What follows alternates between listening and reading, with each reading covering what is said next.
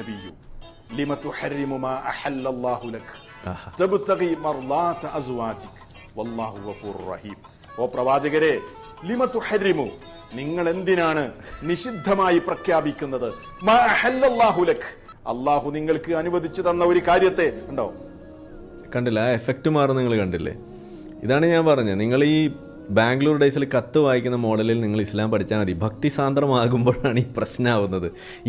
ഈ ചളിയും ഇത്തരത്തിലുള്ള തെണ്ടിത്തരമൊക്കെ നിങ്ങൾക്ക് ഈ അറബി മൂളിച്ചയുടെ ബാക്ക്ഗ്രൗണ്ട് ആ ഫീലിൽ നിങ്ങളിത് കേട്ട് കഴിയുമ്പോൾ ഇതൊക്കെ എന്തോ വലിയ സംഭവമായിട്ട് നിങ്ങൾക്ക് തോന്നും. അതിന് പകരം നിങ്ങൾ എന്ത് ചെയ്യണം, ആ അറബി മൂളിച്ച് അങ്ങോട്ട് ഓഫാക്കുക, എന്നിട്ട് ഇത് ഈ സാധനം അങ്ങോട്ട് ഇടാം, എന്നിട്ട് അതങ്ങോട്ട് കേൾക്കുക. അപ്പോൾ സാധനം അങ്ങോട്ട് ശരിയാവും. ഇങ്ങനെയാണ് എക്സ് മുസ്ലിങ്ങൾ ഉണ്ടാവുന്നത്. ഇതാണ് അവിടെ സംഭവിക്കുന്നത്. ഇതെന്താ നിങ്ങൾക്ക് മനസ്സിലാവാത്തതെന്നാണ് എനിക്കിപ്പോൾ എപ്പോഴും പിടികിട്ടാത്തതാണ്. ഏതായാലും ബാക്കി കൂടി കേട്ടിട്ട് നമുക്ക് അടുത്തേക്ക് പോവാം. ഓക്കെ. അള്ളാഹു നിഷിദ്ധമാക്കിയതല്ല, അത് വ്യഭിചാരമായിരുന്നില്ല.